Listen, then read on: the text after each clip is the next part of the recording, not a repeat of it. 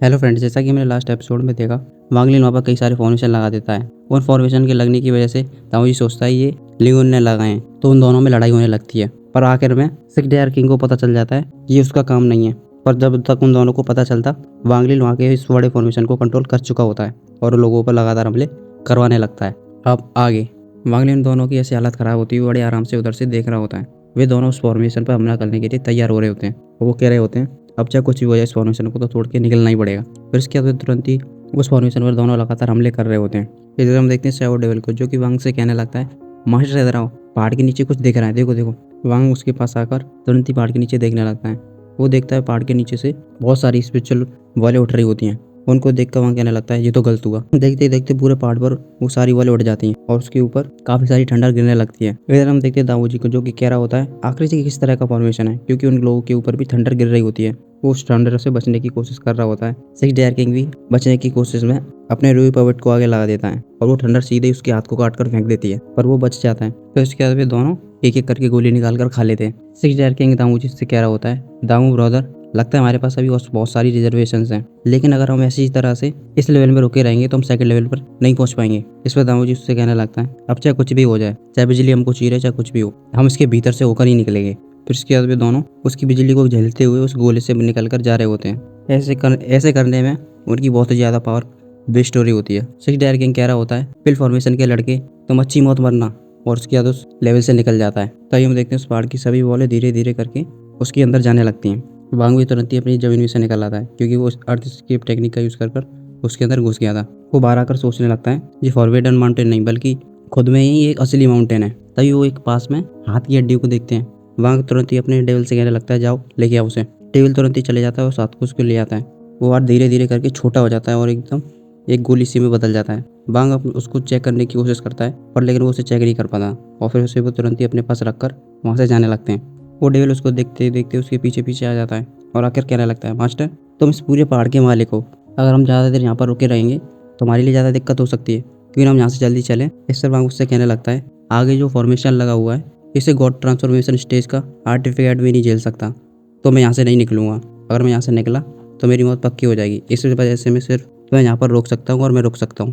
फिर उसके बाद वो कई सारे सर्कुलेशन डायग्रामों को उसके अंदर फेंक देता है, जो कि उसके अंदर जाकर रोटेट करने लग जाते हैं, क्योंकि वो उस फॉर्मेशन को कंट्रोल करने की कोशिश कर रहा था। और ऐसा करते करते कई सारे दिन हो जाते हैं। वो डेविल बड़े आराम से पत्ते को ओढ़कर आराम से वहीं पर सो रहा होता है और कह रहा होता है चलो मैं थोड़ी सी नींद ले लेता हूँ। और ऐसे ही करते करते कई सारे दिन बीतते जाते हैं। वांगलिन के सारे वार सफ़ेद पड़ जाते हैं और वो डेविल उस वांगलिन के पास कई दिनों तक नौटंकी करता रहता है और कह रहा होता है अभी तक नहीं हुआ, हुआ कि नहीं हुआ। तभी हम देखते हैं वांगलिन को, जो अपनी आंखें खोल देता है और एकदम ही उस फॉर्मेशन के पास जाने लगते हैं और एकदम ही उस फॉर्मेशन के पास जाने लगता है। फिर वो अपने डायग्राम फॉर्मेशन को धीरे धीरे करके कंट्रोल करने लगता है। वे फॉर्मेशन धीरे धीरे करके उस बड़े वाले फॉर्मेशन को तोड़ देते हैं और उसमें से कई सारी ठंडर निकलती है, पर लेकिन वो फॉर्मेशन वहाँ से हट जाता है। वो डेविल अपना मुंह उठाकर ऊपर देखता है और कहने लगता है हो गया, तुमने पूरा फॉर्मेशन हटा दिया, अब तो हमारे आराम से निकल सकते हैं।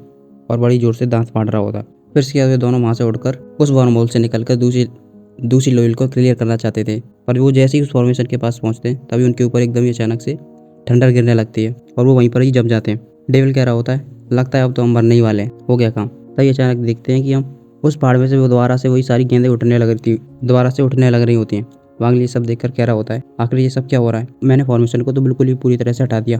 तभी अचानक उसके आगे से एक बहुत बड़ा सा स्टैचू निकलता है, जो कि कह रहा होता है जो इस माउंटेन पर आकर यहाँ के सभी फॉर्मेशन को हटा देगा वो जिंगसू माउंटेन का फोर्थ ग्रेट प्रेडिक्टर होगा। अगर तुम ऐसा करके वहाँ के प्रोडक्शन और पोर्शन ऑफ सॉर्ड को पा लेते हो तो तुम्हें इसके लिए स्टोन ऑफ सी के अंदर होकर जाना होगा और इसका गेट बिल्कुल ही आ गया है। और जो भी लोग यहाँ के फॉर्मेशन को बिल्कुल अच्छी तरह से क्लियर करते हैं उनको एक पोर्शन दिया जाता है, यानी कि एक स्टोन। और ये स्टोन कहीं पर भी और प्लानट पर पैदा नहीं होता, पर इस स्टोन से तुम सोन ऑफ सी कॉन्शियसनेस में जा सकते हो। पर इसका पूरा दबाव तुम्हारे ऊपर रहेगा कि तुम्हारे अंदर कितना सारा पोटेंशियल है।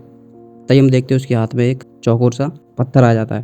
वो कह रहा होता है ये पत्थर बहुत सारी पावर को कंटेन करता है, जो कि इस प्लानट पर तो नहीं मिलेगा, पर लेकिन ये स्टार पोटेंशियल से मिल सकता है। और इस स्टोन का एसेंस कई सारे गोल्डों को प्रोड्यूस कर सकता है और इनकी संख्या लगभग 1 मिलियन के करीब होगी, जो कि तुम इससे कर सकते हो। फिर अचानक ही वो स्टैचू वहाँ से गायब हो जाता है और वो सारी जो बॉलें होती हैं वो वापस से उस पहाड़ के अंदर घुस जाती हैं। उस लेवल का गेट अच्छी तरह से क्लियर हो चुका होता है और वो अचानक ही उसके अंदर खिंच जाते हैं और डेविल डर के मारे किचाने लग रहा था। और डेविल डर के मारे खिंचाते हुए उसके अंदर चला जाता है। तभी हम दूसरी जगह पर देखते हैं जहाँ पर तालाब होता है, पास में एक वो गेट खुलता है, उसमें से वांगली निकल आता है, फील्ड पे खड़ा हो जाता है। उसके आगे हमें एक पकौड़ा दिख रहा होता है जिसमें से काफ़ी सारी स्पिरिचुअल एनर्जी निकल रही होती है। थोड़ी देर वो उसको देखता है, फिर उसके बाद तुरंत ही वो अपनी कॉन्शियसनेस को वहाँ पर भेजता है। पर वो देखता है उसकी कॉन्शियसनेस वहाँ पर पहुँच तो जाती है, पर उसके अंदर नहीं जा पाती। फिर उसके बाद वो तुरंत ही उस टावर के पास पहुँच जाता है। वहाँ पहुँचने के बाद वो तुरंत ही डेविल को बाहर निकालता है और कहने लगता है, जाओ देख के आओ। डेविल बाहर निकलने के बाद सोच रहा होता है, जैसे ही बाहर निकला काम पता दिया, खुद कुछ नहीं करना, दूसरों पे ऑर्डर जमाओ। फिर उसके बाद अंदर चला जाता है। अंदर देखने के बाद वो बोलने लगता है, सब कुछ सही है अंदर टावर में, आ जाओ। उसके बाद वो भी अंदर पहुँच जाता है। वांगली अंदर आने के बाद उस टावर को इधर उधर देखने लगता है। तभी उसे कोने में कुछ लिखा हुआ दिखता है। फिर वो कहने लगता है, ये आदमी दोबारा से आ गया यहाँ पर, इसने बड़े ऐसे लिख रखे हैं जितना कितना बड़ा कड़ू आदमी है। हम जिन टेस्टों को पास कर रहे हैं ये इसके लिए बायां हाथ का खेल है। फिर उसके बाद वो अपनी कॉन्शियसनेस से उस पूरे टावर को चेक करने लगता है। ऊपर उसे एक बॉक्स दिखता है। फिर उसके बाद वो डेविल दोनों ऊपर पहुंच जाते हैं। ऊपर पहुंचने के बाद वो बड़े आराम से उस बॉक्स को चेक कर रहे होते हैं। कुछ देर चेक करने के बाद वो बोलने लगता है, यहाँ पर लगता है हमसे पहले कई सारे लोग आए हुए हैं, यहाँ पर जो भी रिवार्ड था वो सब ले चुके हो पहले से।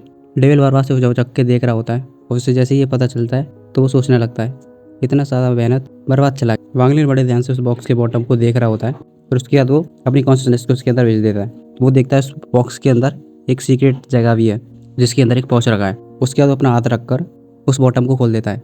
उसके अंदर उसे पाउच दिखने लग जाता है। पाउच देखने के बाद डेविल तुरंत ही दांत फाड़ने लगता है।